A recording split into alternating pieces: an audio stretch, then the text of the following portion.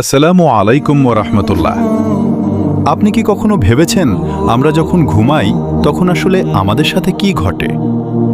আমরা ভাবি ঘুম মানে শুধু শরীর বিশ্রাম নেয়, কিন্তু ইসলাম আমাদের আরও গভীর একটা সত্য জানায়। কোরআনে বলা হয়েছে আল্লাহ ঘুমের সময় মানুষের রূহ নিজের কাছে নিয়ে নেন। সহজভাবে বুঝুন, আপনি যখন ঘুমান আপনার শরীর বিছানায় পড়ে থাকে, কিন্তু আপনার রূহ আল্লাহর কাছে চলে যায়। এই জন্যই ঘুম আর মৃত্যুর মধ্যে অনেক মিল আছে। ঘুম হলো ছোট মৃত্যু।